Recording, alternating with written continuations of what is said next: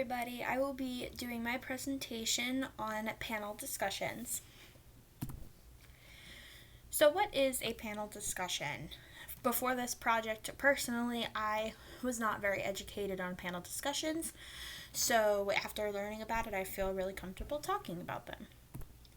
So, the description and the main points of a panel discussion. A panel discussion is a discussion about a specific topic amongst a group of people. A panel discussion is typically used in a specific format for meetings, conferences, or conventions.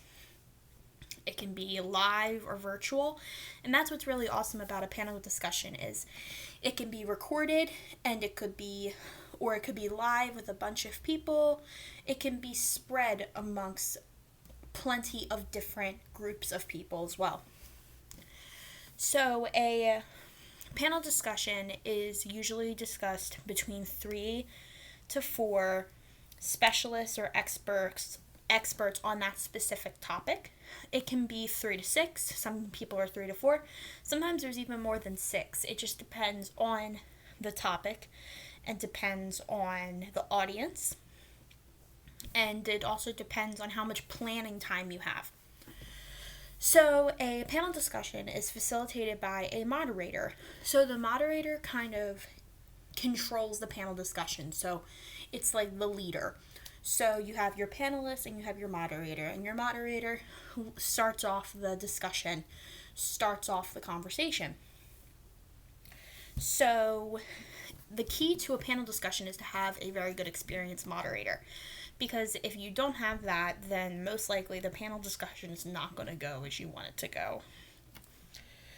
So, a panel discussion lasts usually between 60 and 90 minutes. It can be less than that, it can be more than that. Like I said before, it depends on the topic and depends on the amount of people as well.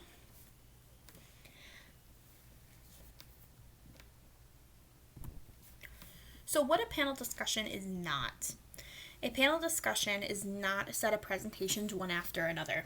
So each panelist does not go up, give their facts, and give their opinions, give their presentation, and sit back down, and then the next person goes up. It's not like that. The point of a panel discussion is to promote dialogue. It's building the dialogue. So each panelist will have an introduction, very brief, and then go into the discussion. Go to the next person, go to the discussion. Everybody talking. Sometimes you can hear in panel discussions, people sometimes talk over each other. You don't want to talk over somebody, but there should be lots of talking and conversing amongst one another. A panel discussion is not a one-to-one interview with each panelist. So, like I said, it's not a set of presentations where each person will go up and give their presentation, and then the audience will ask questions to that specific panelist. The goal is, if the audience does want to ask questions, that they ask everybody as a whole. That way they get a variety of opinions and a variety of facts from different people. And lastly, it's not just questions and answers from the audience. A panel discussion, they give the facts, they give their opinions, they talk, and they have conversations. Then they open it up for Q&A, but it's not just that. And in the Q&A, it's not just talking mostly to one specific panelist. Now, sometimes an audience member might have a question for one specific panelist for their opinion. However, most of the questions usually are put so any of the panelists can answer that question. So for learning domains, I found there were 2 when it came to panel discussions. So for the cognitive domain, a panel discussion provides facts and opinions from each expert. It allows each expert to express their knowledge on that specific topic. And like I mentioned before, the topics for panel discussions can be a huge variety.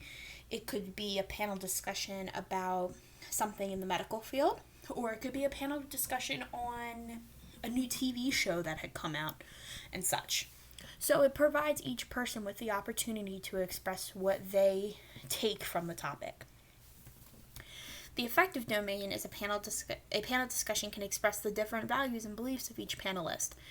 So it's really fantastic because each person can provide their opinion and their input and also make it factual. So it is really good for a panel discussion because it provides conversation. So at the bottom here you can see I have the pictures. The one on the left is for cognitive domain and the one on the right is for affective domain. So you have each of the pyramids. So you have characterizing, organizing, valuing, responding, and receiving and attending for affective domain. And then for cognitive domain you have analyze, evaluate, create, apply, understand, and remember. Cognitive domain especially is extremely important for having an exceptional panel discussion.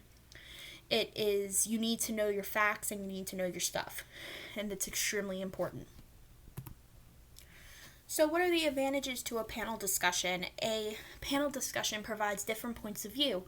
It allows each panelist to have their own opinion and their own facts and be able to converse with a bunch of different people, including the audience, not just the panelists. It is a great opportunity for quick fact exchange. So each panelist can be just spewing off facts, and it's really fantastic to see that because you can get a lot of information that way. And also it provides a variety of ideas and opinions. Ideas and opinions vary amongst different people, different cultures, different races, different genders. All variety of ideas and opinions are different, and it is extremely important to learn those varieties of ideas and opinions. It's also important when having a panel discussion to have a variety of people of different cultures, of different races, different genders. That way you get those different ideas. Not just everybody is the same. Everybody is this one way. It's great to have variety. How, as great as I'm trying to make it sound, there are some disadvantages to a panel discussion. Panel discussions take a lot of planning and organization and meeting time to make sure that everything goes well. It is extremely important and sometimes too time consuming for a specific topic, and it might not go as planned if it's not planned accordingly. So that could be a major disadvantage or a major setback. Secondly, discussions may be vague if participants lack mastery. So if a panelist group is not an expert on a specific topic, the discussion may be very vague, very short, and the whole panel discussion was for nothing. Especially if the moderator is very new and not great at moderating, it can cause a major issue for setting the tone for the panel discussion.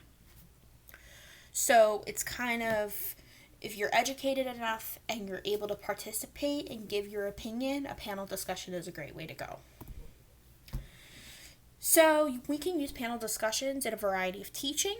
So here are examples that I came up with for patient teaching. So a panel of doctors could be discussing with the patient the facts of a recent diagnosis and their different opinions or similar opinions on how to treat the patient.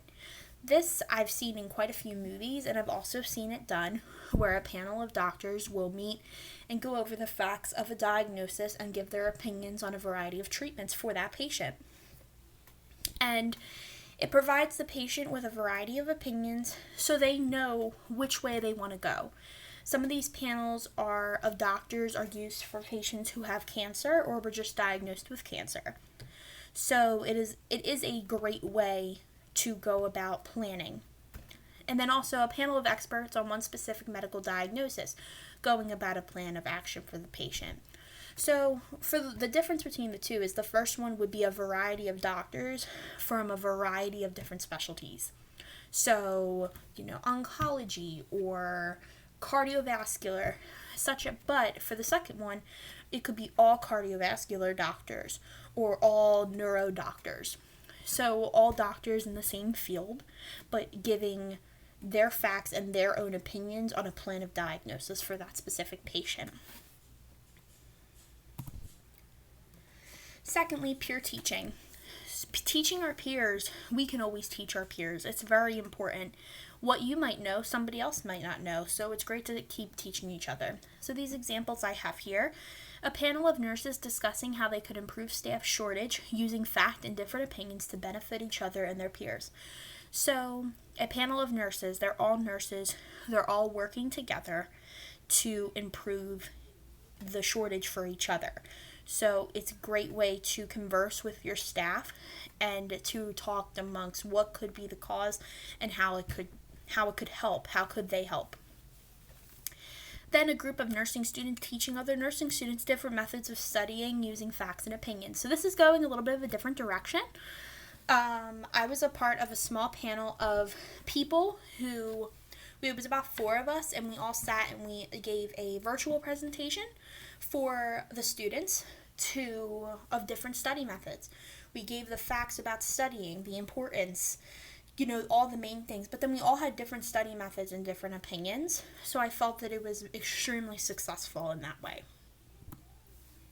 And lastly, community teaching. As we all know, we are in the middle of a crazy pandemic, which is COVID-19.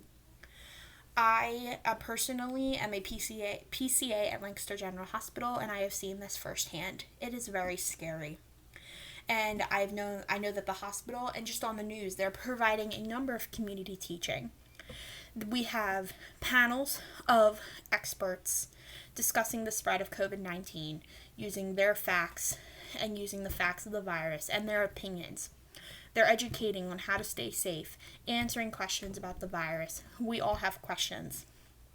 It's extremely important for us to go about this correctly. And I feel that a panel discussion when it comes to COVID-19 is so beneficial and would really be great for the country, for the United States, for the world.